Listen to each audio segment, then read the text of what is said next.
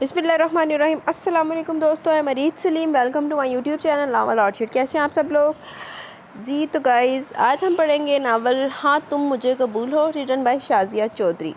आज ये हमने नावल पढ़ना है, ये इंशाल्लाह आज हम कंप्लीट रीड करेंगे। तो इससे पहले अगर आपने मेरे चैनल नावल ऑर्चिड को सब्सक्राइब नहीं किया तो सब्सक्राइब कर ले और साथ में बेल आइकन भी प्रेस कर ले ताकि हर आने वाली वीडियो आपको मिलती रहे। और ये जो नावल है ना, अपना शाज़िया चौधरी ने ये लिखा है, ये रूड हीरो पे है। हाँ तुम मुझे कबूल हो, ये इसमें रूड हीरो पे है और विलेज बेस है, मतलब कि जो हीरो है वो विलेज से बिलोंग करता है और हीरोइन नाजुक हसीना शहर दी। तो इनका चाइल्डहुड में निकाह हो जाता है और टीचर स्टूडेंट भी है, क्योंकि जो हीरो साहब है उन्होंने ना टीचर बन के भी ना ज़रा बिस टाइप करना, इग्नोर रूड है ना भाई। तो कज़न बेस्ड भी है कि दोनों कज़न्स होंगे। तो अब देखते हैं कि कैसे एक दूसरे को कबूल करते हैं ये और इनका टांका कैसे फिट होता है। तो आइए चलते हैं नावल की तरफ। नावल हाँ तुम मुझे कबूल हो, written by Shazia Chaudhary. Let's start. सुने, अभी कितना सफ़र और बाकी है। आसमान स्याह घटाओं से ढका हुआ था, छमाछम मूसलाधार मींह बरस रहा था। इर्द गिर्द धान की फसलों में कई इंच तक पानी भर गया था। शदीद बर्फीले झकड़ों की जद में आई फसल की नरम नाजुक शाखों के सिरे ज़मीन बोस होने के बाद दूसरे ही लम्हे मुखालिफ सिम से वारे करने वाले तूफ़ानी थपेड़ों से नब्रत आजमा होने को एक लहजे को फिर तन जाते और अगली साथ बेबसी बेख्तियारी की इंतहा की हालत में दोबारा स्पुर्दगी पर मजबूर हो जाते। रात सर पर थी, इर्द गिर्द किसी चरिंद परिंद ज़ी नफ्स का नामो निशान नहीं था। इस कदर शदीद बौछार में नीम पुख्ता सड़क पर छोटी सी नीली सुजुकी रास्ता बनाकर आगे बढ़ रही थी। तो इसमें खुदा की कुदरत के बाद सरासर ड्राइव करने वाले बंदे का कमाल था। मंजिल का अभी दूर दूर तक कोई नामो निशान नहीं था। गाड़ी में छाए इस कदर होलनाक सुनाटे, बैरूनी माहौल की हद दर्जा तूफ़ान खेजी और दिल में उमड़ कर आने वाले शदीद पुरखौफ हरासा कर देने वाले अंदेशों ने बिलाखिर इसे पसपाई इख्तियार करने पर मजबूर कर दिया। फिर वक्त नाक से ज़्यादा जान के लाले पड़े हुए थे। सो जी कड़ा के अपनी अंदरूनी इसतरारी कैफियत पर काबू पाने की कोशिश करते हुए घबराई हुई नज़रों से इसका मुंजमद चेहरा देखते हुए बेबसी होकर बोल पड़ी थी। कितनी देर से इधर से जवाब नहीं आया। वो बड़े सुकून से ड्राइव कर रहा था। रास्ता बुरी तरह जल थल हो रहा था। सुजुकी पानियों का सीना चीरते हुए रुक रुक कर चल रही थी। वक्फे से झटके लग रहे थे। शाम गहरी पड़ गई है। मौसम इस कदर ख़राब हो रहा है, इस गाड़ी के ज़रिए इतना मुश्किल रास्ता कैसे तय होगा। वो ज़्यादा देर तक अपनी तशवीश पोशीदा नहीं रख सकी थी। अपने अंदर मचलते पुरहोल खदशात से फ़रार के लिए वो इसकी सदमोहरी महसूस करने के बावजूद दोबारा मुखातिब हो गई। तो आप अपने वालिद मोहतरम की लैंड क्रूज़र में आ जाती, मेरे लिए तो ऐन मुसरत का बाइस था। इस दर्जा बेजारगुन हमराही से मुझे निजात मिल जाती। इस नाखुशगवार तरीन सफ़र का अंजाम मैं आपसे कहीं ज़्यादा शिद्दत से जल्द चाहता हूँ। हद दर्जा खुश्क और खुदरे लबो लहजे में जवाब आया था। वो एहसास तौहीन से लम्हा भर को सुन सी बैठी रह गई। इसने जैसे पत्थर से खींच मारे थे। क्या आला दर्जे की बेमोहरी और बेगानगी का मुजाहिरा था। वो खून के खून पीकर एक चुपती सी निगाह इस पर डालकर रुख मोड़कर खिड़की के शीशे से मौसम की जिनू खेजी मुलाहिजा करने लगी।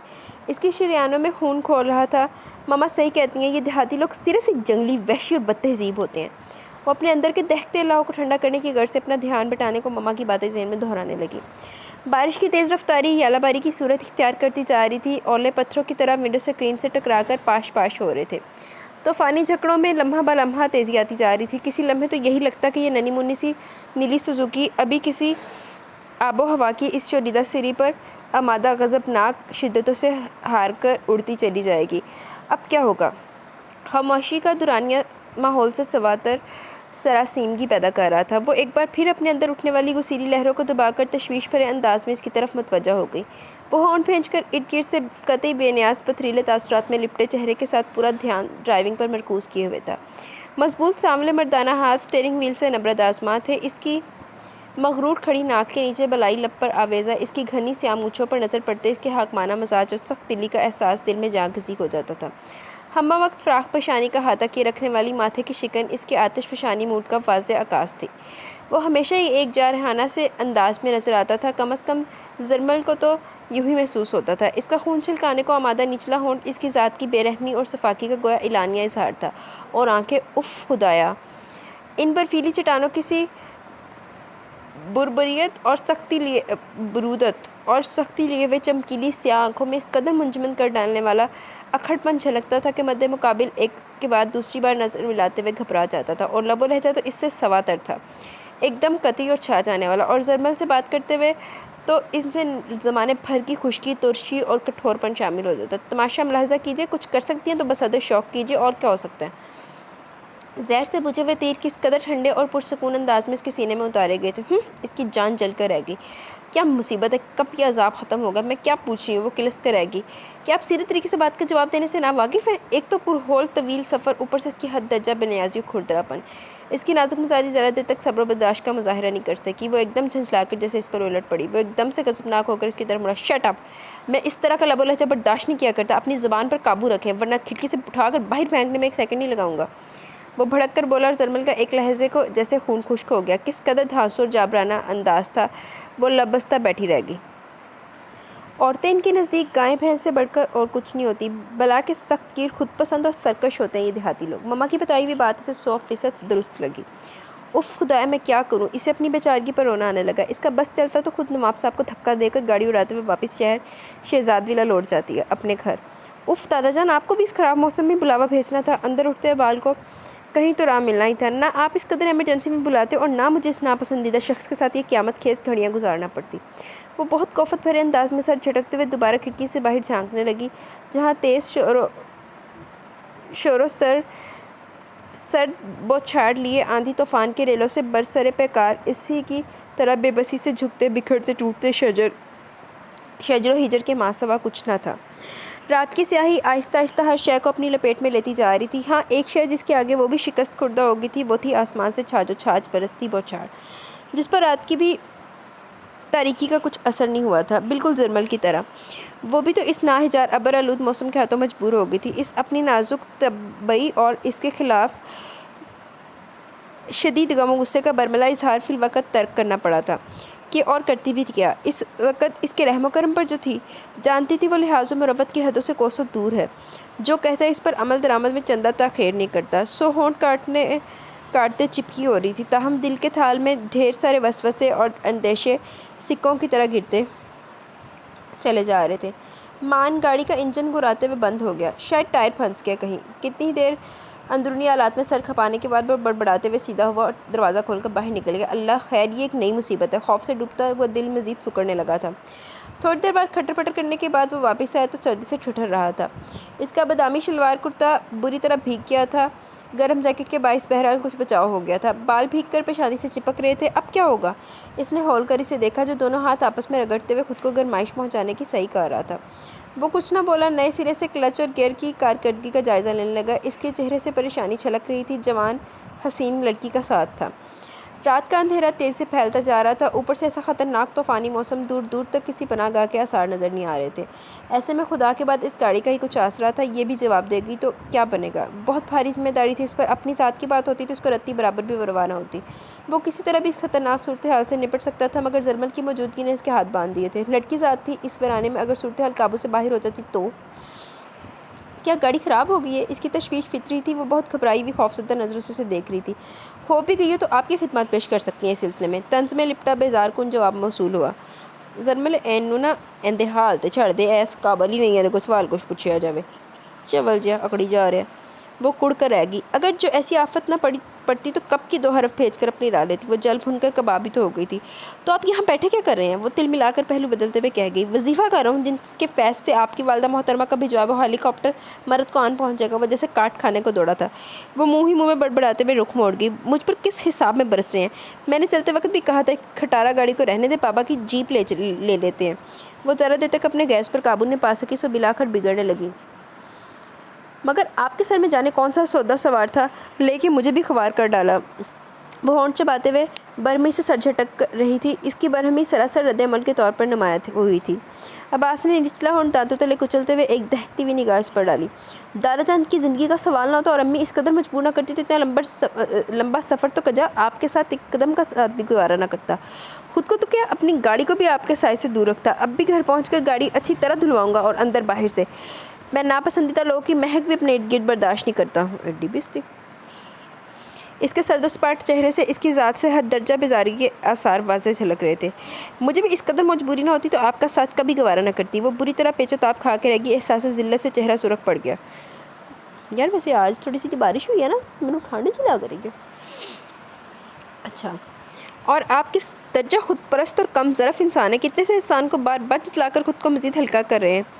وہ ملامت بھری نظروں سے اسے دیکھتے ہوئے داعش سے کہہ رہی تھی، شٹ اپ۔ وہ یکدم مشتعل ہو کر دھاڑا، میں اپنی ذات پر بیجا حرف گیری قطعی برداشت نہیں کر سکتا۔ تو پھر برداشت کیا کرتے ہیں؟ وہ چبا چبا کر بولتے ہوئے تیکھی نظروں سے اسے دیکھنے لگی۔ ایک لسٹ بنا دیجیے اس کی تاکہ مجھے یادداشت میں محفوظ کرنے میں آسانی رہے۔ وہ استضاعیہ گویا ہوئی۔ کیوں؟ آپ میری کیا لگتی ہیں جس سے اس درجہ ذاتی معاملے کو شیئر کروں؟ اس نے براہ راست اس کی بڑی بڑی خوبصورت آنکھوں میں آنکھیں ڈالتے ہوئے درشٹی سے استفسار کیا۔ اس کی نظروں میں جانے کیا تھا کہ وہ اپنی جگہ لرز کر رہ گئی۔ اس کے چہرے پر ایک رنگ سا آ کر گزر گیا۔ واقعی کیا رشتہ تھا اس کا جو خواہ مخواہ پرسنل ہو رہی تھی؟ ایک استاد اور شاگرد کا رشتہ تھا، تائزاد ہونے کے ناطے رشتہ بنتا تھا، اور ایک وہ نام نہاد رشتہ تھا جو کاغذوں میں بند پڑا تھا، مگر دونوں ہی میں سے کوئی بھی اس ایک دوسرے کو کسی بھی رشتے سے تسلیم کرنے پر آمادہ نہیں تھا۔ مجھے آپ کی ذات سے رتی بھر دلچسپی نہیں، آپ کی پسند و ناپسند سے مجھے کیا غرض؟ وہ تندی سے کہہ کر باہر دیکھنے لگی جہاں اب اندھیرے کے سوا کچھ نظر نہیں آ رہا تھا۔ برستی بوندوں کے ساتھ ساتھ تو اب گرج چمک بھی گویا بٹانے تشریف لے آئی تھی۔ بادلوں کی گرج اور بجلی کی کڑک دل دہلائے دے رہی تھی۔ اسی لمحے ایک زوردار کڑاکا ہوا، شاید کہیں بجلی گری تھی۔ آواز اس درجہ ہولناک تھی کہ وہ ایک چیخ مار کر اسٹیئرنگ سے الجھتے اس کے مضبوط ہاتھوں کو اپنے دونوں ہاتھوں میں جکڑ گئی۔ اپنے آپ میں رہو۔ دوسرا لمحہ قیامت کا تھا۔ وہ ایک لحظے کو تو جیسے حق تک بیٹھا رہ گیا، پھر دوسرے لمحے اس کے ہاتھ جھٹتے ہوئے غصے سے کہتا دوبارہ چابی اگنیشن میں لگانے لگا، اور وہ بیک وقت شرم گیس سے منجمد سی بیٹھی پھٹی پھٹی آنکھوں سے اسے دیکھتی رہی۔ اس کا فعل قطعی بے اختیاری اور فطری تھا، اس نے کوئی ان سے جان بوجھ کر کیا تھا۔ وہ مٹھیاں پھینچ کر اسے دیکھنے لگی۔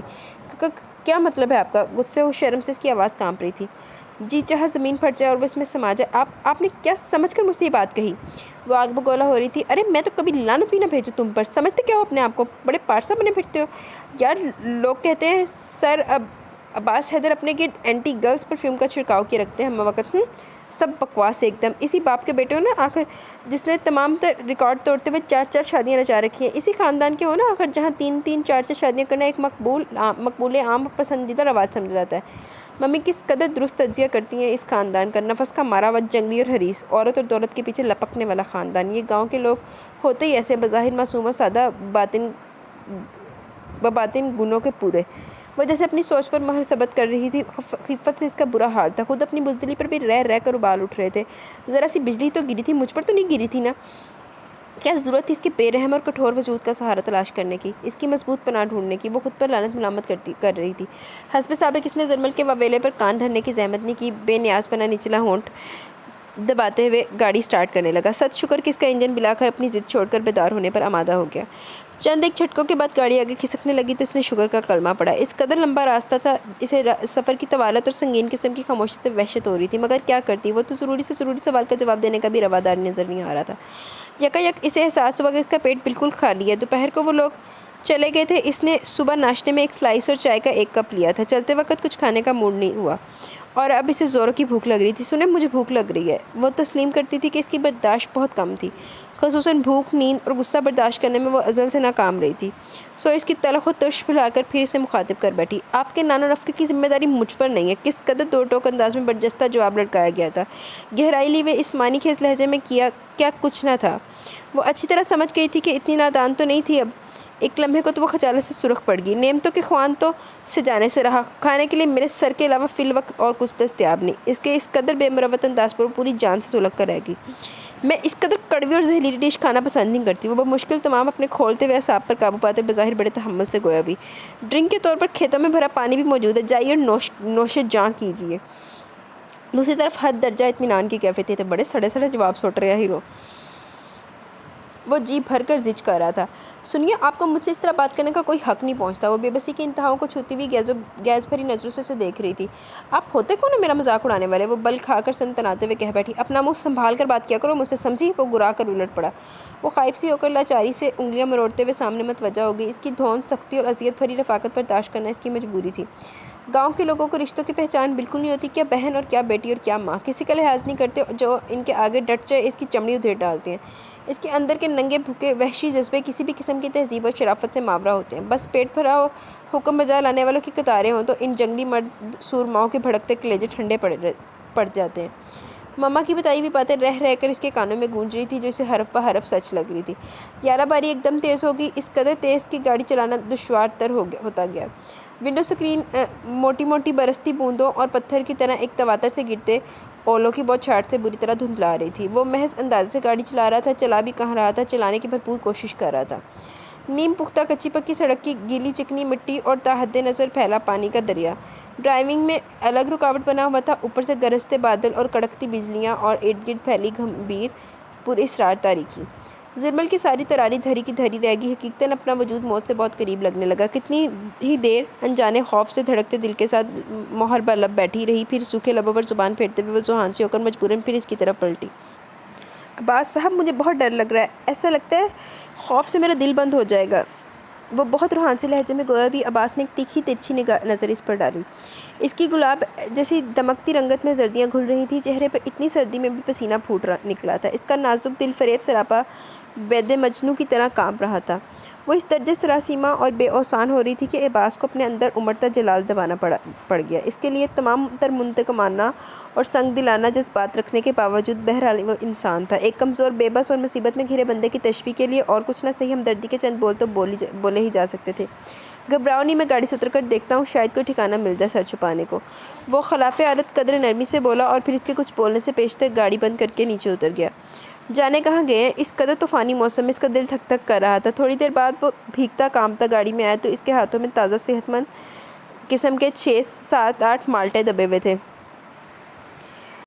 اجلت میں توڑنے کے باعث کچھ کی ٹہنیاں بھی پتوں سمیت ساتھ لٹک رہی تھی۔ سڑک کے کنارے مالٹوں کا باغ لگا ہوا ہے۔ ادھر پہلی بار اس نے اپنی طرف سے وضاحت دی تھی۔ فی الوقت بھوک مٹانے کے لیے اس سے زیادہ اور کچھ نہیں مل سکتا۔ یار ایڈے مزیدار مالٹے مل رہے، حالے بھی ہور کی چاہیے زرمل بی بی تینوں۔ باغ کے شمالی کونے کی جانب کسی گاؤں کے آثار دکھائی دے رہے ہیں۔ کوشش کر کے تھوڑی دور تک گاڑی چلائی جا سکتی ہے، خدا کرے واقعی کوئی گاؤں ہی ہو۔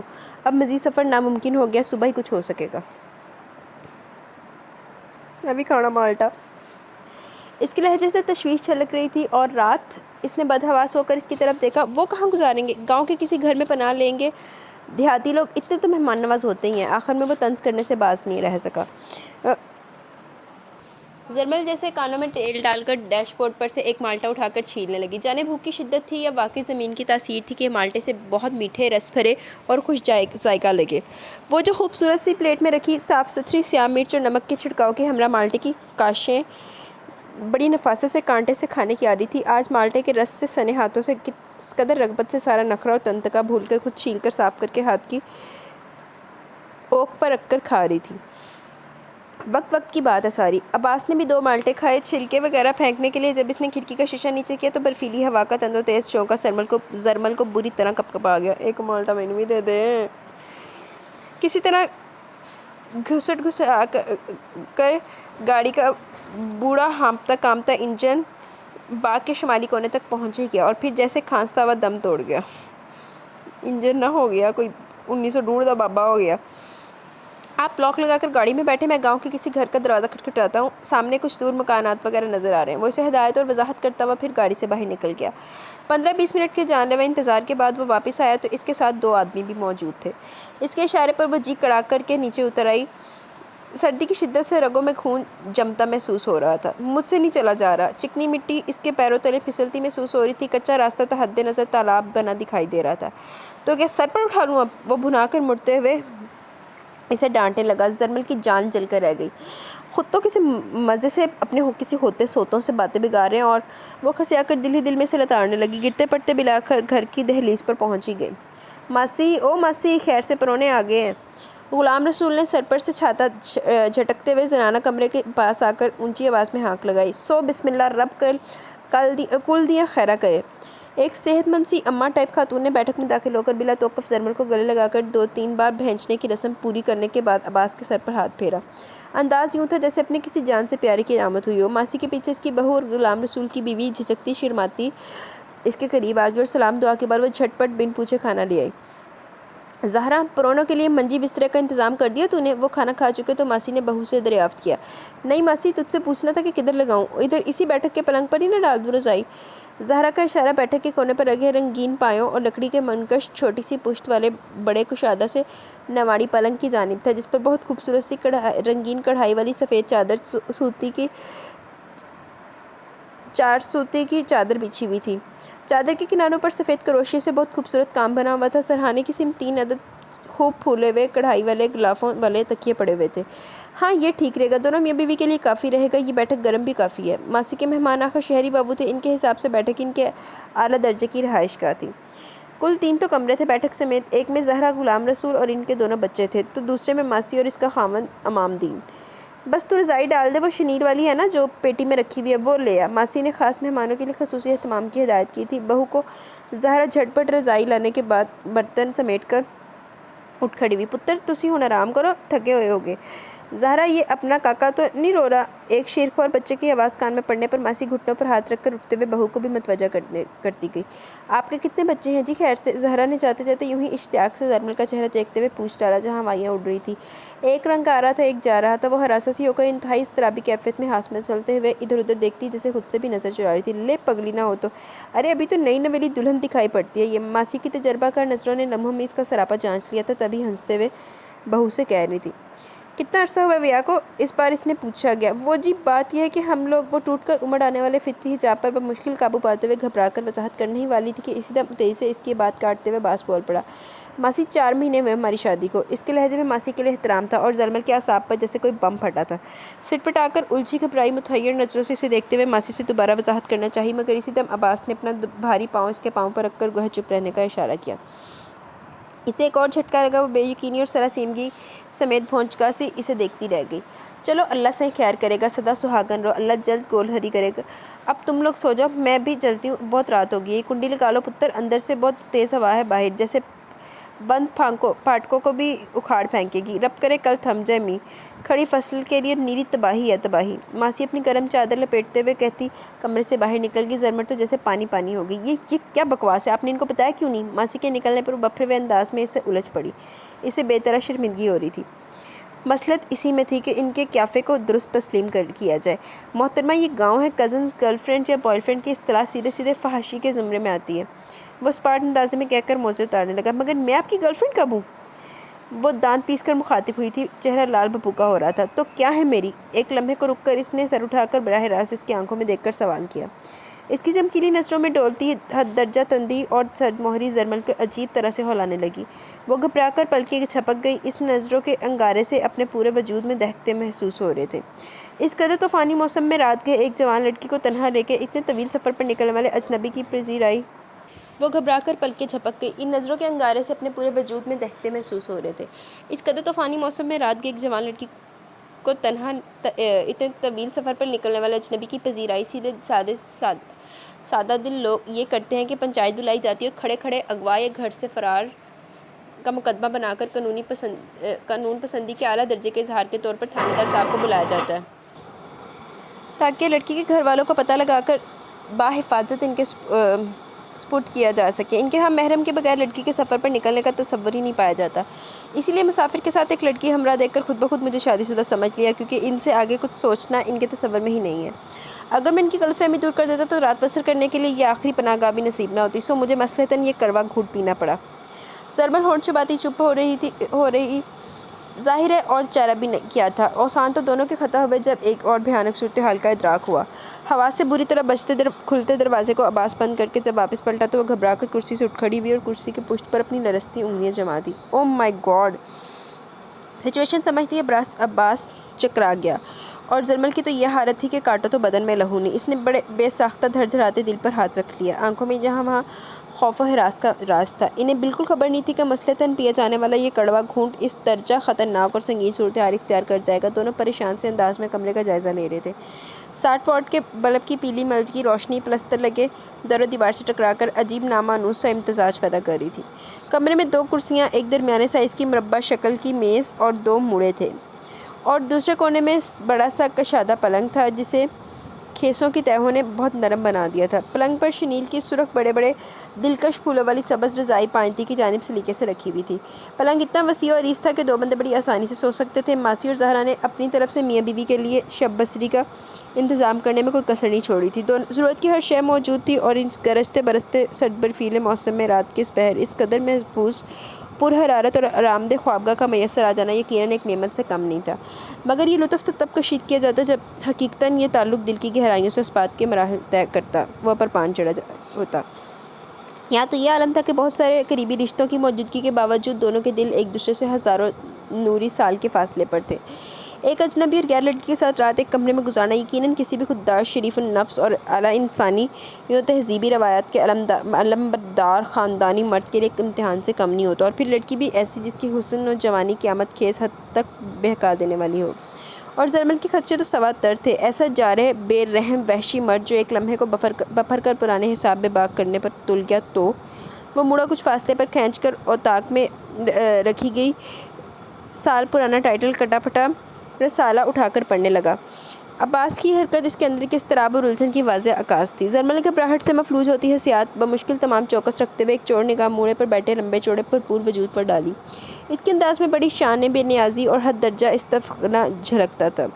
وہ ایک دم چھا جانے والی زبردست پرسنالٹی کا مالک تھا۔ دیہات کے تر و تازہ خالص ماحول میں بڑا فولادی سراپا ناقابل تسخیر دکھائی دیتا تھا۔ بلا شبہ سر عباس حیدر ذہانت، متانت اور مردانہ دلکشی کا بے مثال نمونہ ہے۔ یونیورسٹی کے طلباء اور اکثر اساتذہ اس بات کے قائل تھے، مگر زرمل چڑ جاتی۔ سراسر دھوکہ اور فریب کاری ہے، چال ہے اس شخص کی اپنی کھوکھلی شخصیت پر پردے ڈال رکھے ہیں، ورنہ اس کا خاندان تو وہی ہے جو عورتوں کو جوتی کپڑے کی طرح استعمال کرتا ہے۔ وہ دل ہی دل میں کھولتی جلتی بھنتی رہتی، اور اب اس طرح اتنی رات کو تنہا ایک بند کمرے میں اس بے رحمی و صفاقی کے چلتے پھرتے اشتہار کے ہمراہ رات گزارنے کا تصور ہی اس کی رگوں پہ میں سنسنی دوڑا گیا تھا۔ خوف نے اس کے حواس طلب کر لیے تھے۔ یہ تو پتھر اور فولاد کو ملا کر بنایا گیا تجھ سی بے بس، کمزور اور خوف میں ڈوبی لڑکی پر قابو پانے کے لیے تو اسے چند سیکنڈ بھی نہیں لگیں گے۔ وہ گاہے خوفزدہ نظریں اس کے رسالے میں گم وجود پر ڈالتے ہوئے غیر ارادی طور پر ادھر ادھر دیکھتی بچاؤ کا ذریعہ تلاش کر رہی تھی۔ اس طرح تو رات گزرنے سے رہی۔ اس کا دل انجانے خدشات کے پتال میں ڈوبتا چلا جا رہا تھا۔ اعصاب جیسے ٹوٹنے بکھرنے کے صبر آزما مراحل سے گزر رہے تھے۔ رات بہت ہو گئی اور مجھے تو نیند آ رہی ہے، میرا خیال اب سو جانا چاہیے۔ دفتر میں رسالہ طاق میں رکھ کر مڑا اور اس کی طرف دیکھتے ہوئے کمرے کے وسط میں اس کے قریب آ گیا۔ خوف سے اس کا دل دھڑک کر جیسے حلق میں آ گیا۔ وہ بے ساختہ غیر محسوس انداز میں پیچھے سرکی۔ وہ اس لمحے متوجہ نہیں تھا۔ اس نے اپنی جیکٹ اتاری اور جھٹک کر کرسی کی پشت پر پھیلا دی۔ ماما کی کہی بھی باتیں اس کے ذہن میں گھوم رہی تھی۔ میرا خیال ہے اب سوچنے سمجھنے کا وقت نہیں رہا، ماں نے اس کی گمبھیر آواز کمرے کے سناٹے میں ابھری۔ زرمل نے بری طرح چونک کر سر اٹھایا۔ وہ سیدھا اس کی آنکھوں میں دیکھ رہا تھا۔ زرمل کو جیسے کرنٹ سا لگا۔ اس کا لہجہ اسے بہت غیر معمولی اور زومانی محسوس ہو رہا تھا۔ اس کی آنکھوں کے یہ اندھیرا چھا رہا تھا۔ بالآخر وہ وقت آن پہنچا تھا جب وہ اپنی تمام تر وحشتوں کو اس کے وجود میں منتقل کرنے کے لیے قطعی آزاد تھا۔ اس کے خوف سے مفلوج ہوتے اعصاب پر ماما کی بتائی ہوئی ماضی کی داستانیں جیسے اوس بن کر گرنے لگیں۔ شہزاد اور ثریا بی بی دونوں ہڑپا شہر کے گمنام سے گاؤں موزہ دوداسو کے باسی تھے۔ قسمت اچھی تھی کہ قدرت نے مہر لگا دی۔ شہزاد پڑھ لکھ گئے اور بزنس ایڈمنسٹریشن میں ڈگری حاصل کرنے کے بعد لاہور میں اپنے ایک دوست کے ساتھ مل کر چمڑے کا کاروبار شروع کیا، جو دیکھتے دیکھتے ملکوں پھیل گیا۔ شادیاں خاندان سے باہر کرنے کا ان کے ہاں رواج نہیں تھا، سو بزنس سیٹ کرتے ہی بڑی سعادت مندی سے اپنے باپ عبدالودود کے طے کردہ رشتے کے مطابق اپنی چچا کی بیٹی ثریا کو بیاہ لائے۔ ثریا کا مزاج گاؤں کی سب لڑکیوں سے قطعی مختلف تھا۔ بے تحاشا حسن، رکھ رکھاؤ، بول چال میں نزاکت، مزاج میں شاہانہ پن تن تکا۔ اپنے حساب سے وہ گاؤں کی سب سے زیادہ پڑھی لکھی لڑکی تھی، جس نے پوری 8 جماعتیں پاس کی ہوئی تھی۔ اے لو جی 8 پڑھ کے اپنے آپ نو نا 8 نہ ہو گئیاں انہیں کوئی نہ میں ہن کی کما۔ سو اس لحاظ سے بھی مرتبہ اونچا ہو گیا۔ ثریا کو ہمیشہ سے اپنے گاؤں کے گھٹے اور یکدانیت لیے وہ بیزار کن ماحول سے چڑ رہی تھی۔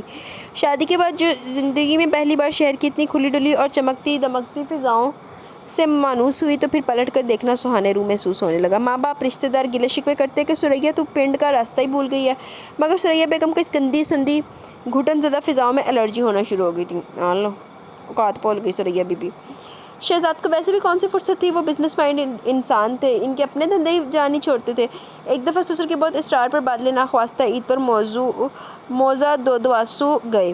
اس وقت ان کی اکلوتی بیٹی زرمل شہزاد فقط 3 سال کی تھی۔ عبدالودود کو ڈر تھا کہ یہ قدم دوبارہ ادھر نہیں اٹھیں گے، انہوں نے خاندان کی یکجائی سلامت رکھنے کے لیے اپنے بڑے بیٹے کی سب سے پہلی اولاد یعنی عباس حیدر کا نکاح زرمل سے کر دیا۔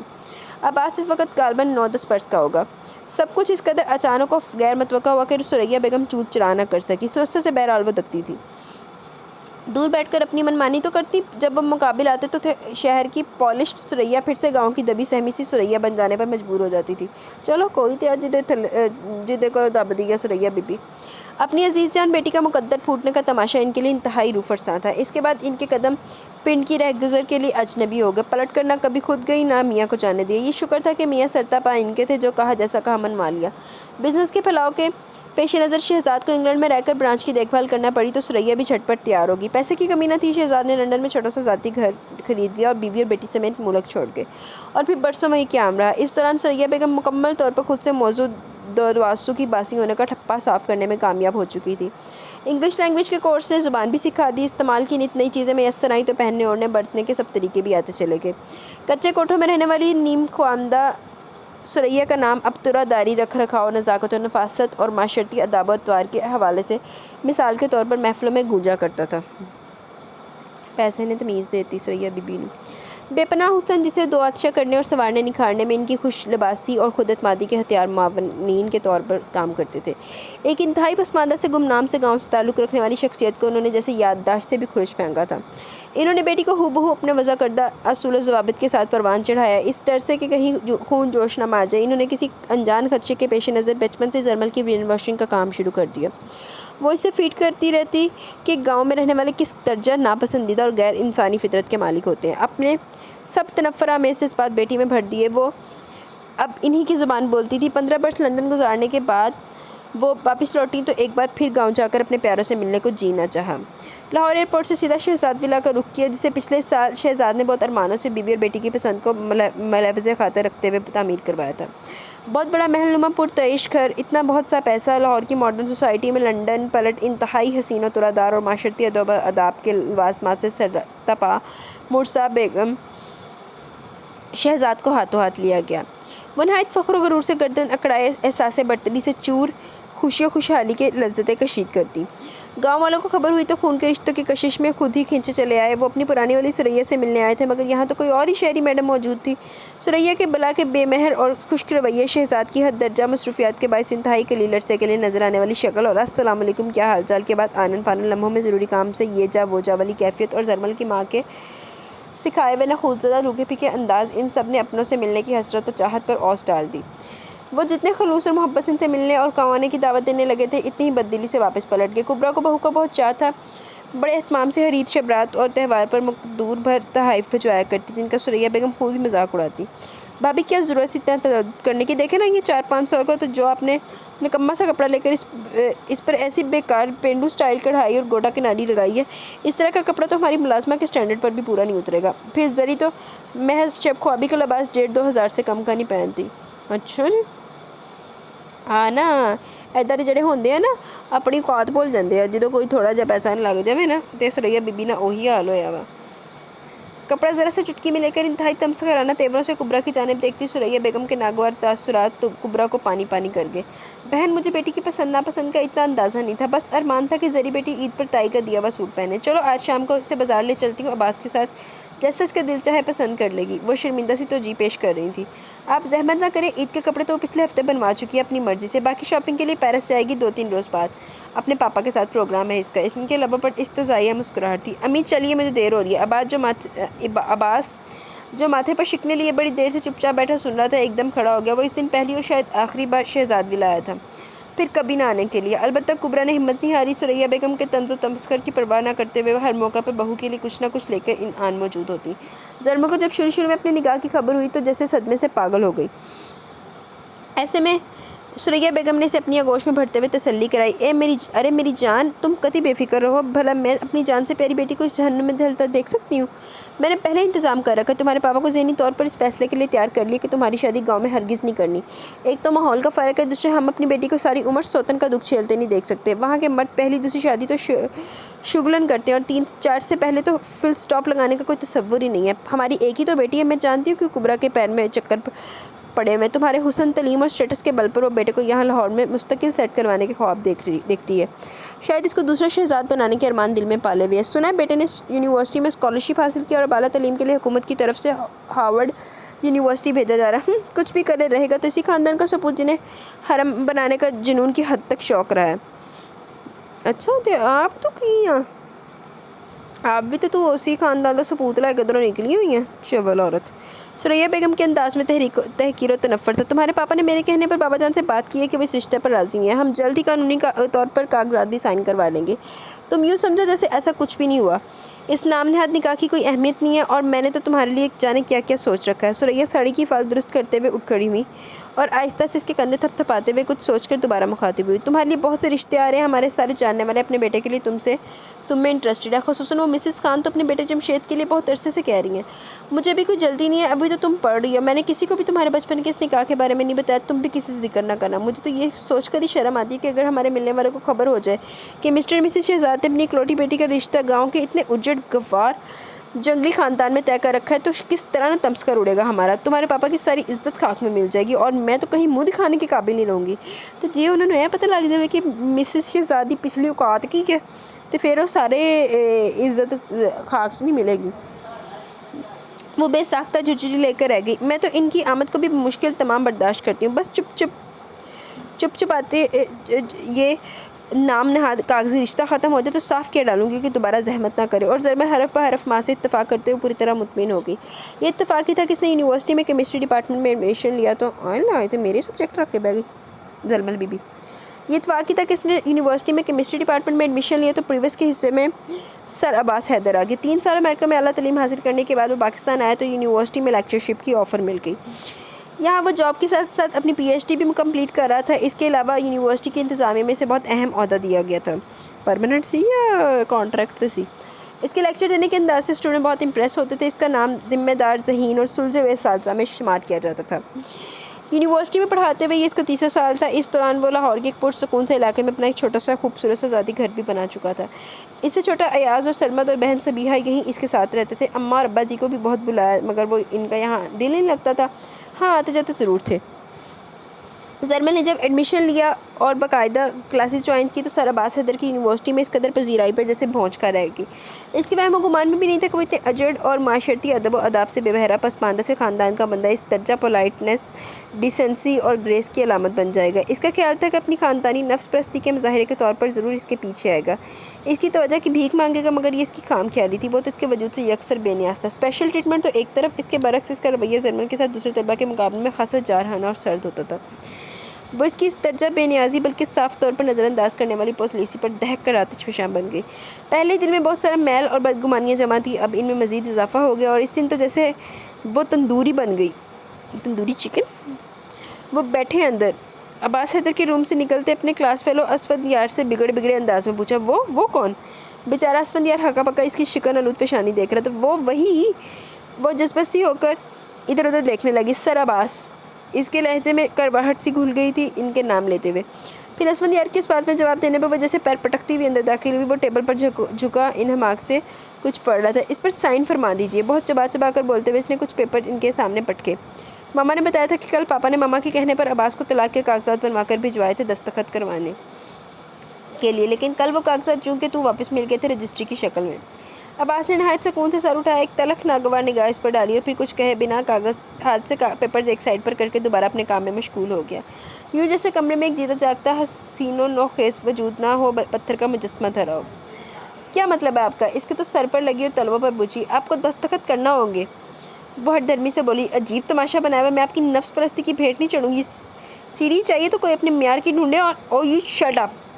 یک بہ یک اس کے لہجے میں آتش فشاں دہک اٹھا تھا. وہ بڑی برداشت رکھنے والا بندہ تھا اور بہت کم آؤٹ آف کنٹرول ہوتا تھا. او یو شٹ اپ. یک بہ یک اس کے لہجے میں آتش فشاں دہک اٹھا تھا. وہ بڑی برداشت رکھنے والا بندہ تھا اور بہت کم آؤٹ آف کنٹرول ہوتا تھا. مگر زرمل کے اس درجہ نخوت آمیز تحکمانہ انداز نے اس کے اندر آگ سی بھڑکا دی.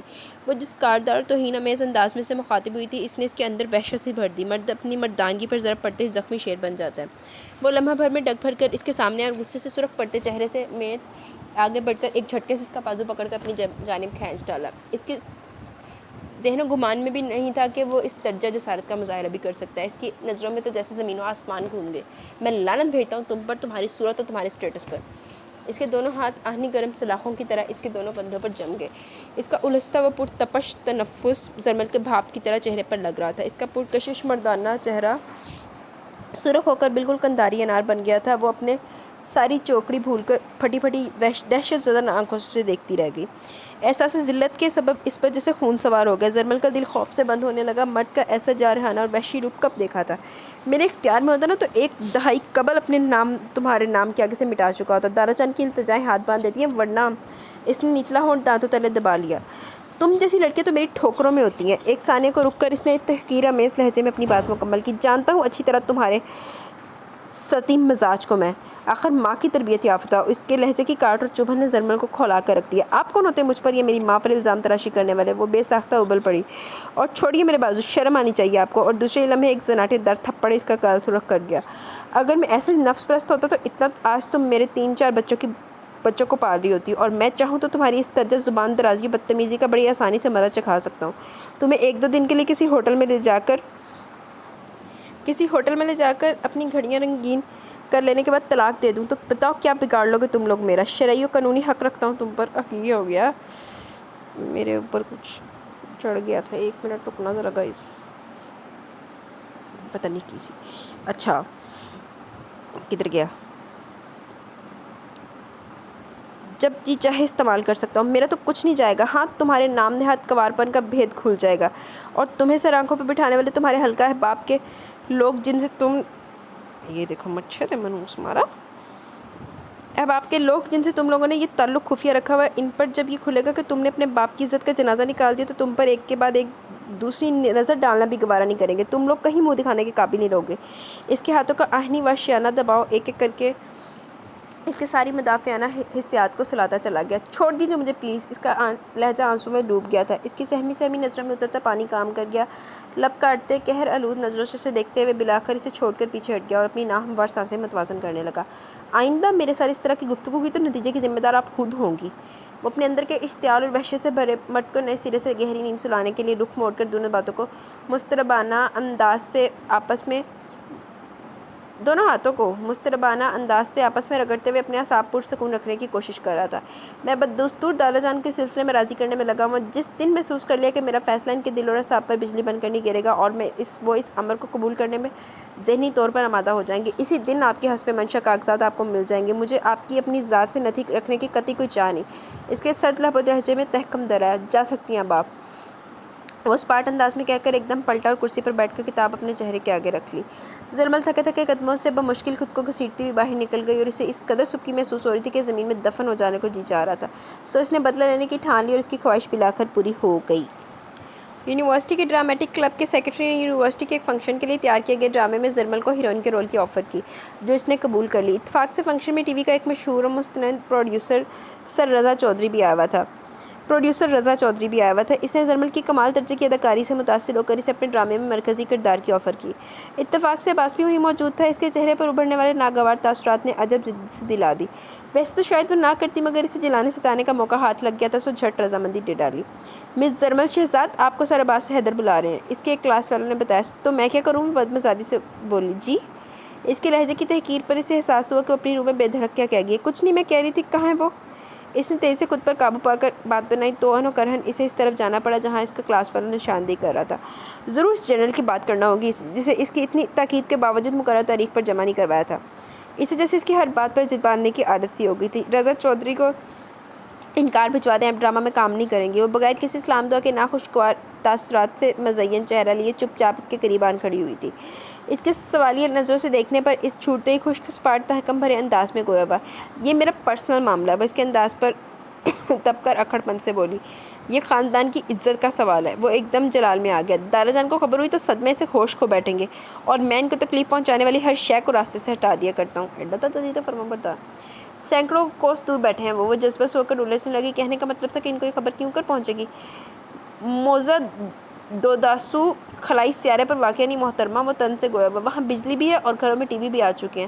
آپ پہلی فرصت میں چودھری صاحب کو جواب دے دیں۔ اس کا انداز حتمی تھا اور جو نہ دوں تو۔ اس نے بڑی جسارت سے سیدھا اس کی آنکھوں میں دیکھتے ہوئے سرکشی سے پوچھا۔ عباس نے ایک لمحے کو بغور اس کا چہرہ نظروں سے جانچا۔ سفید گلابی مائل حسین دل فریب نقوش سے سجا ساحرانہ مکھڑا، دلکش متناسب سراپا، بلا شبہ زہد شکن تھا۔ تو بہرحال ایک پتہ میرے ہاتھ میں بھی ہے، اس کارڈ کی کسی بھی وقت استعمال کر سکتا ہوں۔ اس کے بے رحم لہجے میں چھپی تنویر دھمکی لمحوں میں زرمل کو زیر کر گئی۔ ان سیاہ چمکیلی آنکھوں میں ایسی برودت تھی کہ وہ بے ساختہ خائف سی ہو کر نگاہ چلا گئی۔ وہ بے بس ضرور ہو گئی تھی، مگر گزرتے وقت کے ساتھ ساتھ اس کا دل اس کے خلاف نفرت اور منتقمانہ جذبوں سے لبریز ہوتا جا رہا تھا۔ وہ جلد از جلد اس کاغذی بندھن سے چھٹکارا چاہتی تھی۔ اس کی درشت مزاجی اور بے مہری اسے لمحہ سلگاتی تھی۔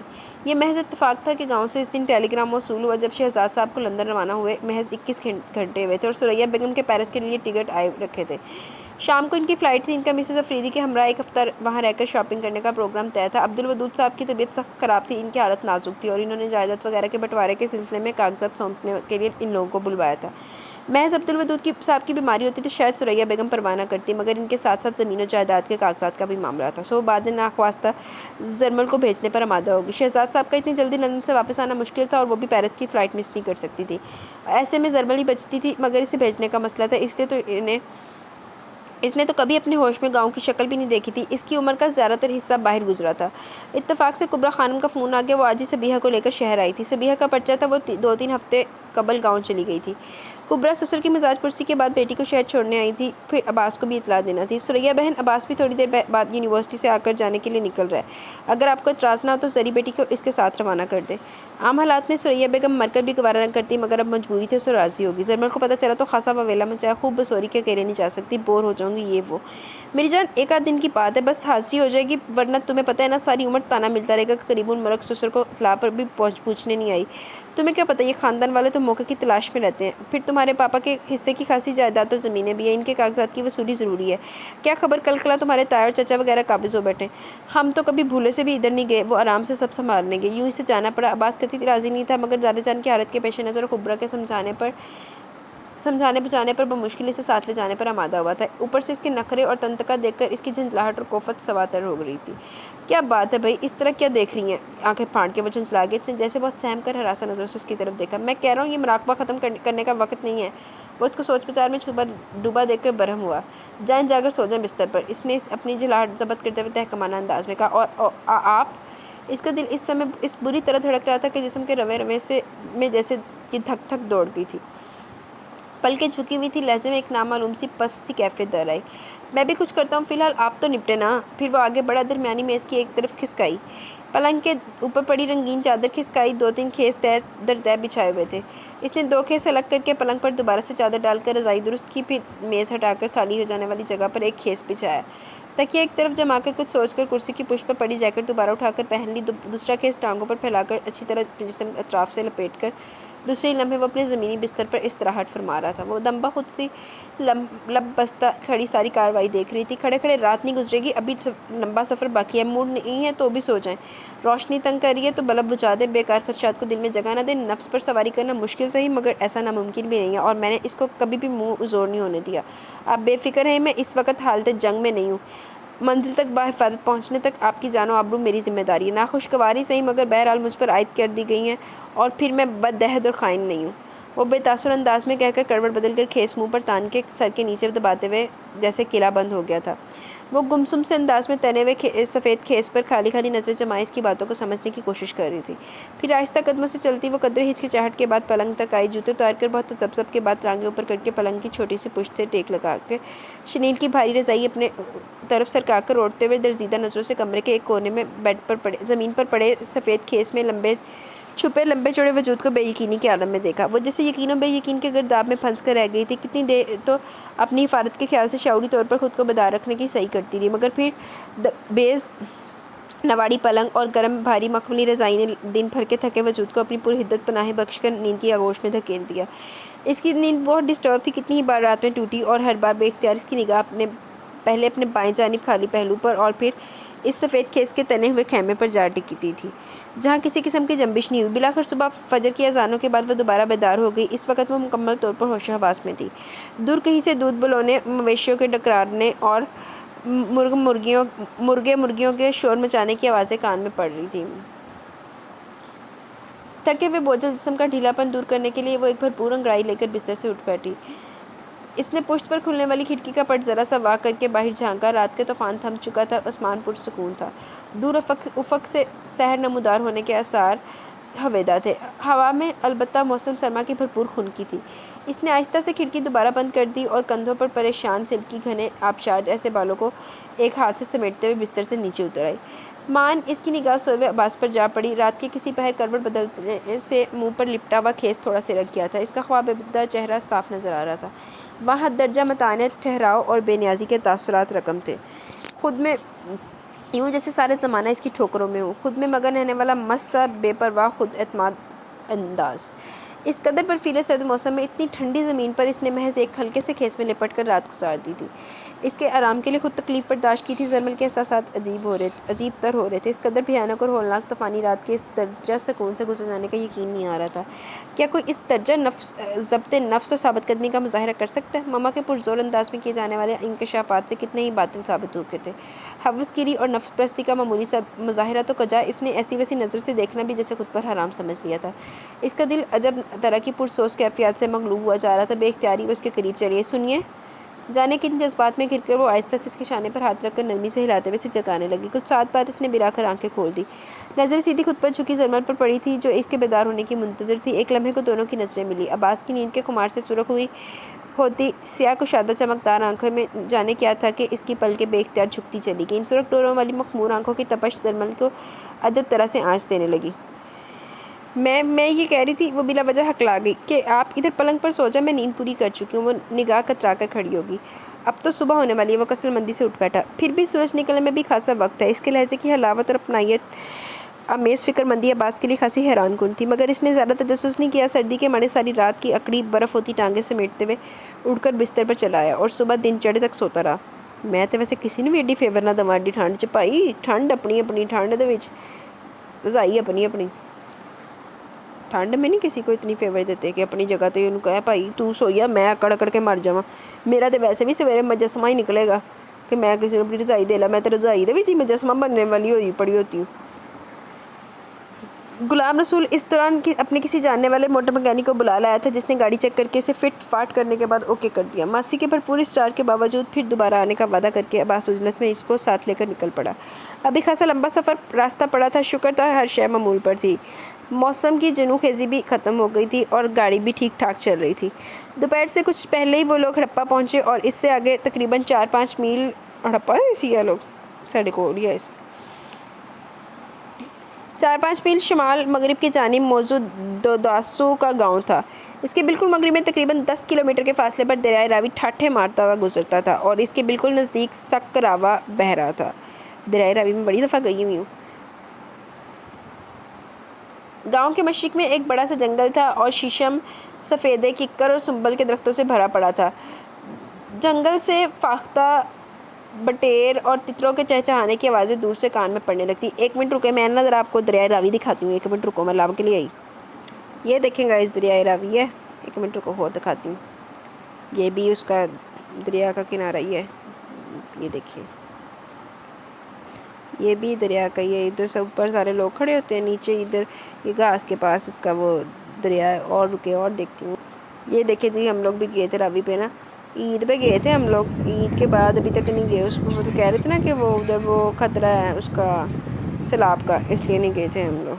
अभी देखने के लिए ना आपको अपनी स्क्रीन थोड़ी सी पुट्ठी करनी पड़ेगी, क्योंकि ना अगर तो मैं इसी तरह रोटेट करके दिखाती ना तो फिर वो दरियाए रावी आपको छोटा नज़र आना था।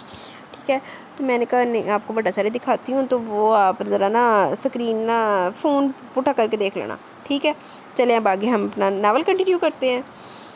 जंगल से कुछ फासले पर मछली फार्म था। एक डेयरी फार्म भी मौजूद था। दोनों फार्म दाराजान की मलकियत थे। गंदम, जौ, मकई और गन्ने की तहद नज़र फैली सरसब्ज़ फजलें निगाह को तरावट बख्शती थी।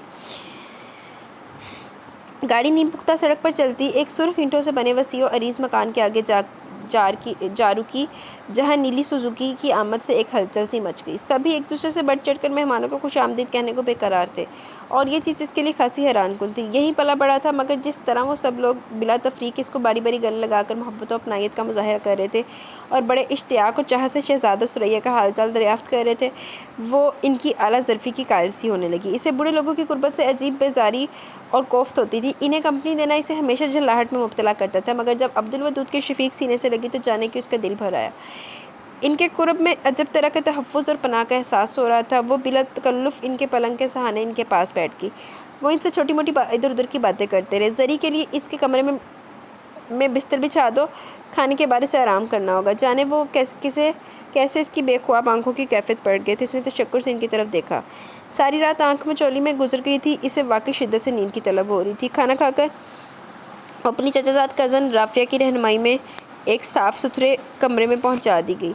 خوبصورت سا فارم کا بیڈ، کھڑکیوں پر ہلکے نیلے رنگ کے پردے تھے، دیواروں کا رنگ ہلکا سبزی مائل تھا، جبکہ فرش سرخ اینٹوں کا تھا۔ ایک کونے میں آتش زن دہک رہا تھا، گو کہ کمرہ اس کے سٹینڈرڈ کا نہیں تھا، پھر بھی اسے خاصا آرام دہ محسوس ہوا۔ جب وہ سوئی تو پھر رات کو خبر ہوئی کہ میں کتنے ان ہوش ہے کہ نہیں۔ دوسرے دن ناشتے کے بعد وہ رافیہ کے ساتھ اپنی نمبر 2، نمبر 3، نمبر 4 تائیوں اور چچی صاحبان کی پورشنز میں گئی۔ لینا لائیاں اچھا تائیاں جڑے نمبر ہے، مطلب کہ تائے نے 4 بیاہ کیتے ہوئے۔ ہر جگہ اسے ہاتھوں ہاتھ لیا گیا۔ جس چیز نے زرمل کی حیرت سوا کی تھی وہ ان خواتین کا آپس میں حسن سلوک اور خیر خواہی پر مبنی جذبات تھے۔ کہیں سے بھی نہیں لگتا کہ وہ ایک دوسرے کی سوتن ہے۔ تیرے میرے بچے کی تفریق بھی نہیں تھی۔ ایک دوسرے کے بچوں کا، ایک دوسرے کے مفاد کا ایک دوسرے سے بڑھ کر خیال رکھا جاتا تھا۔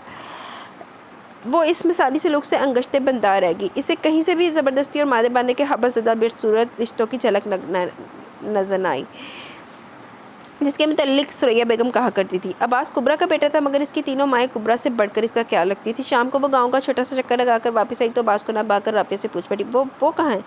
نہ جانے کہ اس کا نام لبوں پر آتے ہوئے وہ جھجک رہی تھی۔ کون؟ رافیہ نے یوں ہی شرارت سے ہنستے ہوئے اس کا چہرہ دیکھا۔ وہ عباس۔ اسے اپنا چہرہ تپتا ہوا محسوس ہوا۔ ان کی طبیعت کیسی ہے؟ اس لمحے سفید براق شلوار قمیض میں وہ ادھر آتا دکھائی دیا۔ لو جی، وہ خود ہی آ گیا۔ بھائی عباس، بھابی آپ کو یاد کر رہی تھی، آپ کی طبیعت کے بارے میں پوچھ رہی تھی۔ اس کے خاصے لیے دے سنجیدہ و مصروف سے انداز کے باعث سبھی سے فالتو بات کرنے یا بلا وجہ بے تکلف ہونے سے گریز کرتے تھے، سو اس کے آتے ہی رافیہ میدان چھوڑ کر رفو چکر ہو گئی۔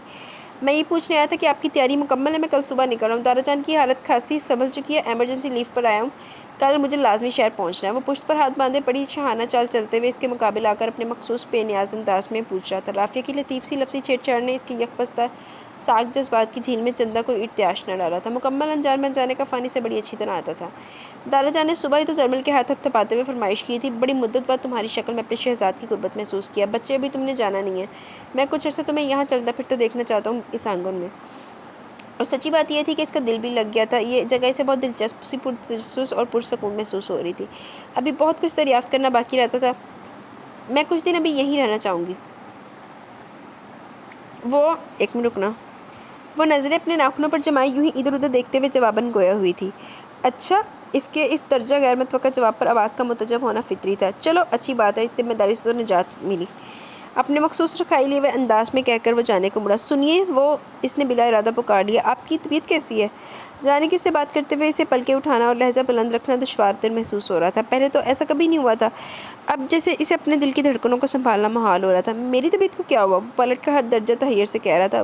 اس نے اضطراب کے عالم میں اسے اپنے ہاتھ مسلنے شروع کر دیے، گردن حوث جھکی ہوئی تھی۔ آج آپ کل خاصے بے آرام رہے تھے، صحیح طرح نیند بھی نہیں لے رہے تھے، اس لیے میں سمجھی کہ وہ یکدم چپ ہوگی۔ بے فکر ہیں دیہاتی لوگ اس درجہ نازک مزاج نہیں ہوا کرتے کہ ذرا ہوا چھونے پر بستر سنبھال لیں۔ اس نے لاپرواہی سے ہاتھ جھٹکے انداز میں کاٹ دی۔ اس طرح کی چھوٹی موٹی بے آرامی ہمارا کچھ نہیں بگاڑتی۔ ہاں، آپ جیسے نازک طبع لوگوں کے لیے البتہ احتیاط کی ضرورت ہے۔ وہ طنز کے تیر برسا کر چلتا بنا۔ وہ متاسف نظروں سے اس کی پشت تکتی رہ گئی۔ کبھی اس کا گریز اور طعن و تشی اس پر اتنا شوق نہیں گزرا تھا۔ دل کی دنیا کے بدلی جیسے ہر احساس نکل گیا تھا۔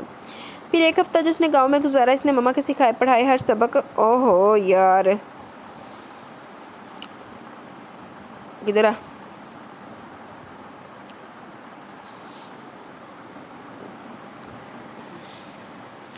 ہر سبق کی نفی کر ڈالی۔ اسے کہیں سے بھی اس خاکے کی جھلک نظر نہ آئی جو ثریا بیگم نے گاؤں اور گاؤں والے خصوصاً اپنے خاندان کے بارے میں کھینچ رکھا تھا۔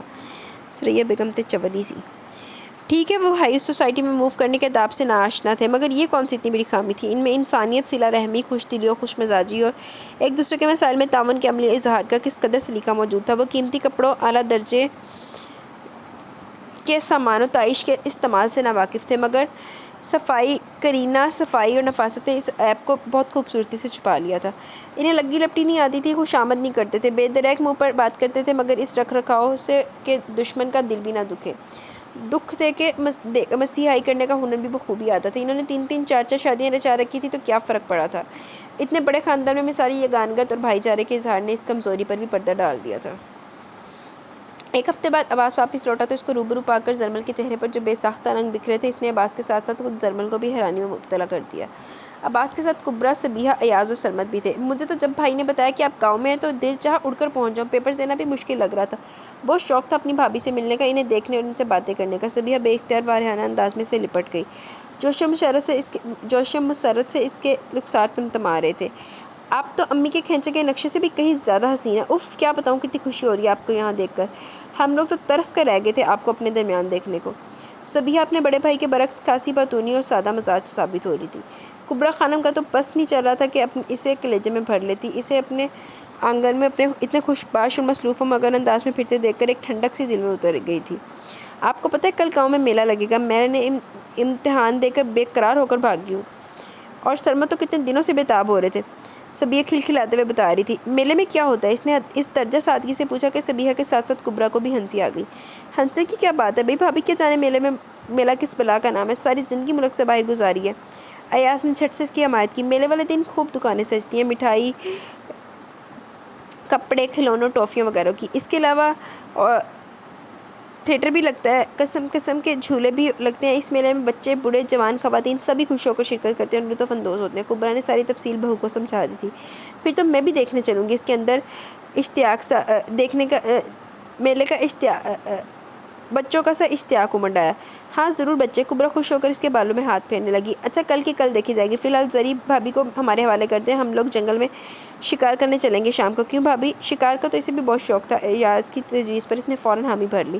دریا پر چلیں گی بھابھی؟ یہاں سے کچھ فاصلے پر سکراوا بہتا ہے جسے باشن بھی کہا جاتا ہے، بہت مزہ آئے گا۔ سرمد نے اپنی پسند کی جگہ کا انتخاب کیا۔ اوہ ہو، کیا تم لوگوں نے بچی کو وقتہ ڈال رکھا ہے؟ کبرا کو زرمل کے یکدم بگڑ جانے والے موڈ کی خبر تھی، سو پیش بندی کے طور پر بچوں کو ڈانٹنے لگی۔ بھابھی جو ہوئی ہماری، اور وہ جواب میں بے ساختہ مسکرا دی۔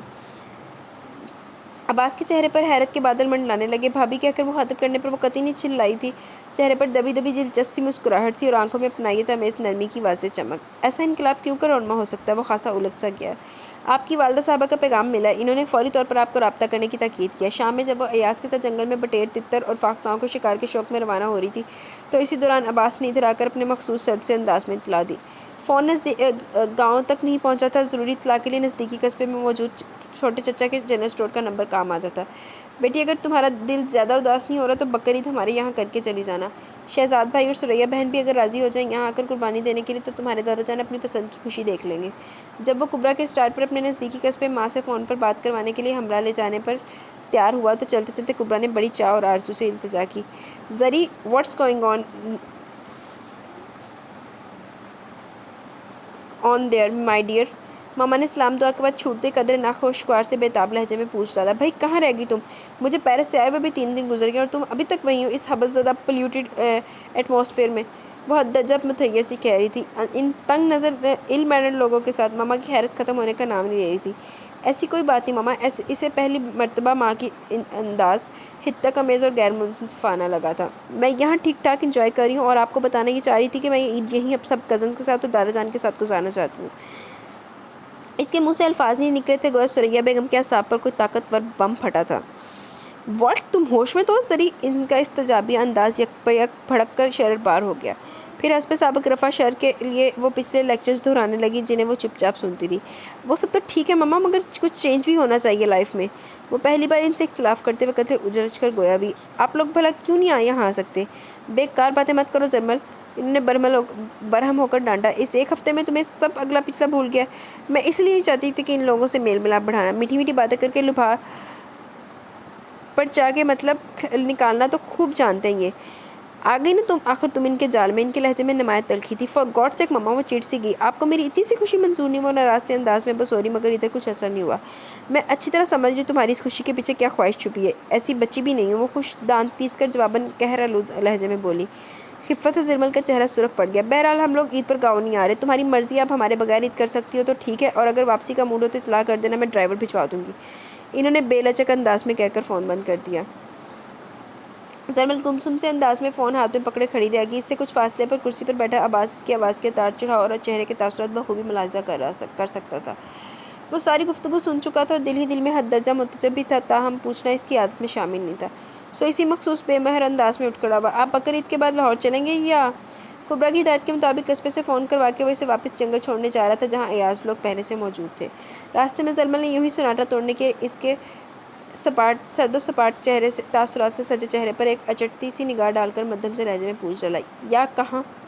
اس کے لہجے میں تلخی تھی۔ ظاہر ہے لاہور ہی جانا ہے۔ زرمل اس کے مخصوص اکھڑ لہجے میں گہری سانس لے کر باہر دیکھنے لگی۔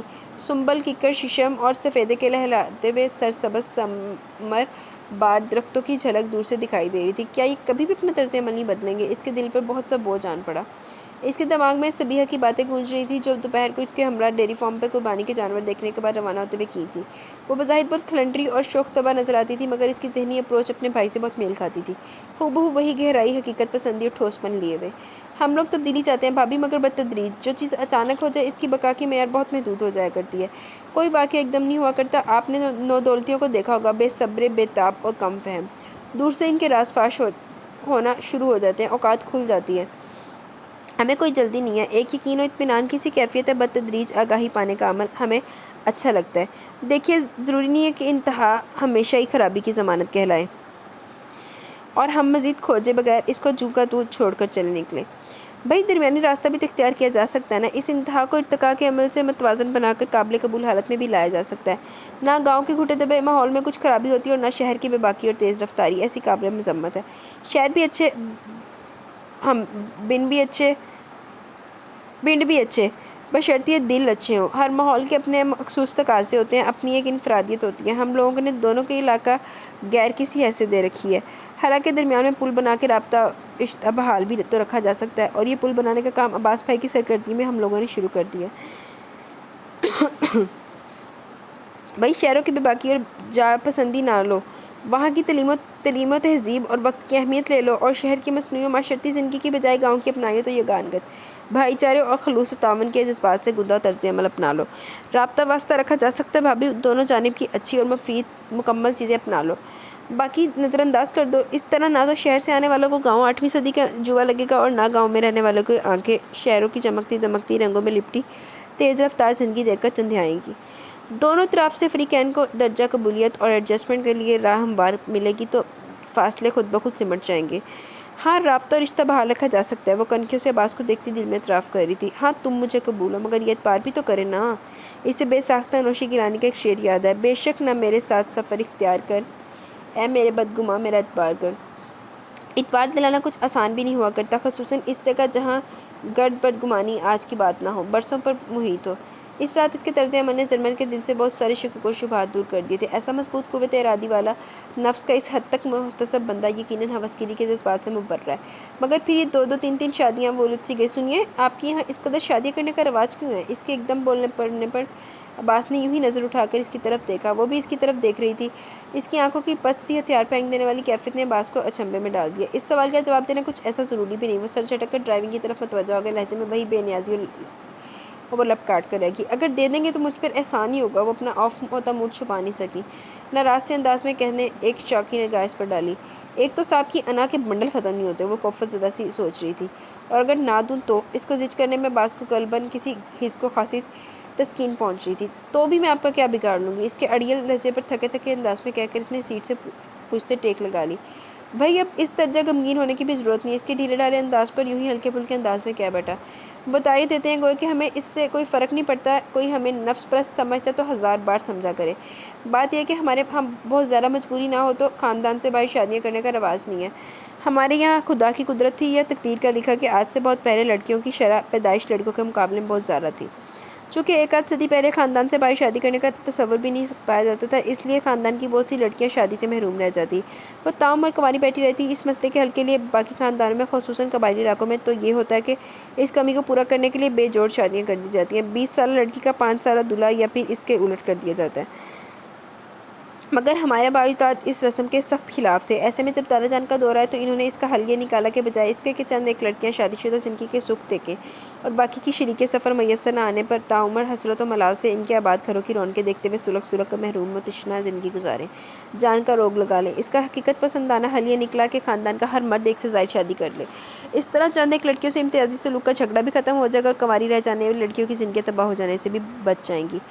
خاندانی بقا اور مسرت کے لیے یہاں کے مردوں نے شرعی حدود کے اندر 3 یا 4 شادیاں کر رکھی ہیں۔ ہمارے یہاں خدا کا فضل ہے، نان و نفقہ گھر بار کی معاشی ذمہ داری پوری طرح سے نبھا رہے ہیں۔ چاروں سے شرع کی روح سے انصاف رواں رکھنے کی بھی پوری کوشش کی جاتی ہے۔ اس کا عملی مظاہرہ تو تم نے دیکھ ہی لیا ہوگا۔ یہاں کوئی سگا یا سوتیلا نہیں، کوئی سوتن یا رقیب نہیں ہے۔ یہ ایک سمجھوتا ہے، خاندان کے تمام مرد و زن خاندان کی یکجہتی اور خوشی کے لیے بارضا و رغبت قبول کیے ہوئے ہیں۔ اب تو پھر تناسب میں کافی بہتری ہو گئی ہے۔ پرانے زمانے میں اگر ایک گھر میں 2 لڑکے ہوتے تو 7 لڑکیاں، مگر یہ خدا کی دین ہے، فطرت کے کاموں میں کسی کا عمل دخل تو نہیں ہو سکتا۔ اس لیے فطری ایڈجسٹمنٹ کے لیے دادا جان کے زمانے سے ایک سے زائد شادیاں کرنے کا رواج پروان چڑھا تھا، اور میں سمجھتا ہوں کہ اس سے بہتر منصفانہ اور دانشمندانہ فیصلہ ہو بھی نہیں سکتا اس دور کے حالات کے مطابق۔ بہت توجہ اور انہماک سے سنتی ہوئی زرمل اس انکشاف پر دنگ رہ گئی۔ وہ سوچ بھی نہیں سکتی تھی کہ دھڑا دھڑ شادیاں کرنے اور خصوصاً خواتین کے آپس کے خیر خواہانہ اور ایک دوسرے کے بچوں سے منصفانہ سلوک کے پیچھے یہ وجہ بھی ہو سکتی ہے۔ واقعی ان حالات میں دادا جان کا یہ فیصلہ بالکل درست تھا، ورنہ جن خاندانوں میں شادیاں باہر کرنے کا رواج نہیں ہوتا وہاں تعمر کنوارا رکھنے یا کم سن بچے سے بے جوڑ نکاح پڑھا دینے جیسے ظالمانہ رواج پر پروان چڑھائے جاتے ہیں۔ اس لحاظ سے دادا جان کی حکمت عملی ان کے مقابلے بہت فطری اور شرعی تھی، اور اس کی تاریخی تائید بھی حاصل تھی۔ تاریخ سے ثابت ہوتا ہے کہ مسلمان پر جب ایک ایسا وقت تھا جب خواتین کی تعداد مردوں سے بڑھ گئی تو مصلحت کے تحت ایک مرد کے نکاح میں 3 4 خواتین آ گئی۔ مردانی موجہ ہوئی ہیں، اور ماما کو دیکھو، سب کچھ جانتے بوجھتے ہوئے بھی اس کو نفس پستی کا نام دے ڈالا۔ غالباً ان کی پوزیسونیس نیچر شوہر کی اس تقسیم کو برداشت نہیں کر سکتی تھی، اس لیے پاپا کو خاندان سے نکال کر لے گی اور مجھ میں گاؤں والوں کے خلاف اس درجہ زہر بھر دیا تاکہ ہم پلٹ نہ سکیں۔ مسئلوں کی مخصوص نشاندہی کر رہی تھی کہ وہ لوگ فش فارم سے گزر رہے ہیں۔ سنیے، اس نے ڈرتے ڈرتے پلکیں اٹھا کر متذبذب سے انداز میں سے دیکھتے ہوئے خاصی ہچکچاہٹ کے عالم میں سے پکارا۔ اس کے لہجے میں واضح شکست تھی جسے عباس کا نقطہ رس ذہن فوراً محسوس کر چکا تھا، تاہم وہ بے حس بنا بیٹھا رہا۔ کیا ایسا نہیں ہو سکتا کہ وہ جھجک کر سر جھکا کر گود میں ہاتھ رکھ مسلنے لگی، اپنا مفہوم سمجھانے میں کس درجہ دشواری محسوس کری تھی کہ ہم ایک دوسرے کو وہ پھر رک گئی، سابقہ تلخیاں بھلا کر موجودہ حیثیت سے قبول کر لیں۔ بدقت تمام وہ کہہ پائی تھی۔ عباس کتنی دیر سکتے کی اسی کیفیت میں اسے دیکھتا رہ گیا۔ زرمل کا سر جھکا ہوا تھا۔ محترمہ، کتنی دیر بعد بلا کر وہ بولا تو لہجے میں کسی قسم کی قبولیت کا شائبہ تک نہ تھا۔ آپ کچھ زیادہ جذباتی ہوگی یہاں آ کر۔ کیا والدہ صاحبہ کے اقوال زیری بھول گئی؟ اپنے والد صاحب کے خوابوں کی تعبیر نہ دیں گی آپ؟ اتنے بڑے بزنس مین کی اکلوتی طرح دار حسین بیٹی کیا چیز نہیں ہے آپ کی مٹھی میں، انسانوں سمیت؟ وہ زہریلے انداز میں کہہ رہا تھا۔ میں سب کچھ فیس کر سکتی ہوں، تم قبولیت کی صنعت تو دے کر دیکھو، کوئی جگنو، کوئی ستارہ، کوئی دریچہ کچھ تو ہو۔ وہ کرب سے سوچ کر رہی تھی۔ پھر وہ تمام راستے کچھ نہیں بولی۔ جنگل قریب آ چکا تھا، ایاز اور سرمد دور سے ہاتھ ہلا رہے تھے۔ وہ چپ چاپ گاڑی سے اتر گئی۔ وہ گاڑی آگے بڑھا لے گیا۔ زرمل کا انداز بہت چونکا دینے والا تھا۔ ڈرائیونگ کرتے ہوئے عباس بے اختیار اس بارے میں سوچ رہا تھا۔ اسے پروین شاکر کی نظم کنرس یاد آ رہی تھی۔ یہ جھکی جھکی آنکھیں، یہ رکا رکا لہجہ، لب پہ بار بار آ کے ٹوٹتا ہوا فقرہ، گرد میں اٹی پلکیں، دھوپ سے تپا چہرہ، سر جھکائے آیا ہے۔ ایک عمر کا بھولا دل ہزار کہتا ہے، ہاتھ تھام لوں اس کا، چوم لوں یہ پیشانی، لوٹنے نہ دوں تنہا، کوئی دل سے کہتا ہے سارے حرف چھوٹے ہیں، اعتبار مت کرنا، اعتبار مت کرنا۔ بقرعید پر اس نے بہت انجوائے کیا۔ اسے پہلی بار شدت سے محسوس ہوا کہ تہوار کی سچی اور بے پایاں خوشیاں اپنوں کے سنگ اپنوں کے ہنستے کھلکھلاتے چہروں کے ساتھ منسلک ہوتی ہیں۔ عید کے بعد اس نے نقطۂ سفر باندھ لیا۔ دادا جان کی صحت کافی بہتر تھی۔ زمین کے کاغذات بنوا کر وہ کب کے اس کے سپرد کر چکے تھے۔ جانے سے ایک دن قبل انہوں نے اسے اپنے پاس بلوایا۔ کبرا خانم اور تایا جان بھی ادھر ہی تھے۔ دیکھو بچے، اب ہم عمر کی سٹیج پر ہیں جب انسان حکم دینے کے فرمان جاری کرنے کے بجائے درخواست گزاری اور التجاؤں پر اتر آتا ہے۔ سو ہم تم سے درخواست ہی کر سکتے ہیں کہ خاندان کی یکجہتی کے لیے اگر تم ہمارا برسوں پہلے کیا ہوا فیصلہ بارضا و رغبت قبول کر کے ہمیں خوشی دے سکو تو اس کے علاوہ اللہ تعالیٰ سے ہمیں کچھ چاہیے بھی نہیں۔ ہم نے دل پر پتھر رکھ کر بہت صبر سے شہزاد کی جدائی برداشت کی۔ تمہاری آمد اور تمہاری اتنی پیاری نیک عادات نے ہمارے بہت سارے زخم بھر دیے۔ کیا تم ہمارے لیے ہماری دل خواہش کے پیش نظر اسٹینڈ لے سکتی ہو؟ اس نے سر جھکا لیا۔ پاؤں کے انگوٹھے سے فرش پر بچھی دری کا کونا مسلنے لگی۔ انہوں نے آہستہ سے اس کے سر پر ہاتھ رکھ دیا۔ عباس اعلیٰ تعلیم یافتہ ہے، باہر سے پڑھ کر آیا، ایک معزز پیشے سے وابستہ ہے۔ معاشی لحاظ سے بھی قطعی آسودہ ہے، پھر لاہور میں اپنا ذاتی گھر بنا چکا ہے، سارے معاشرتی ادب و آداب سے واقف ہے۔ بیوی کو بھی ظاہر ہے لاہور میں رکھے گا، تمہیں کسی قسم کی تکلیف دہ تبدیلی کا سامنا نہیں کرنا پڑے گا، وہیں اسی شہر میں اسی ماحول میں رہو گی۔ ہاں دل چاہے تو ادھر کا چکر لگا لیا کرنا مہینے 2 مہینے بعد۔ عباس میں تھوڑی سی ضد اور آنا ہے، مگر وہ دل کا بہت اچھا ہے، تعاون کرنے اور خیال رکھنے والا ہے۔ مگر دادا جان وہ خوفزدہ نظروں سے انہیں دیکھنے لگی۔ یہ دوسری اور تیسری شادی بھی کریں گے کیا؟ وہ جس طرح سراسیمہ ہو کر بے ساختہ بول پڑی تھی، اس نے حاضرین کے چہرے پر مسکراہٹ کے پھول کھلا دیے۔ دادا جان نے ہنس کر اسے گلے لگا لیا۔ ارے بھائی، ہم اپنی اتنی نازک مزاج سی پوتی کے ساتھ یہ زیادتی نہیں ہونے دیں گے۔ بچے وہ اس دور کے فیصلے تھے جب واقعی اس کے سوا اور کوئی چارہ نہیں تھا۔ اب ایسا کوئی مسئلہ نہیں ہے۔ ہمارا خاندان اتنا پھیل گیا کہ جوڑ تلاش کرنا آسان ہو گیا۔ تمہارے بڑے تایا اور چھوٹی پھپھو کے دونوں بیٹوں کی شادیاں 3-4 سال پہلے ہوئی ہیں، دیکھ لو ان کی دوسری شادی نہیں ہوئی۔ ارے بچے، یہ کوئی تفریح تھوڑا، یہ تو مصلحت تھی۔ اب جو بلا وجہ ایسے کرے تو ہم اس کو الٹا لٹکا دیں گے، پھر عباس کے جوڑ کی تو کوئی ہے بھی نہیں۔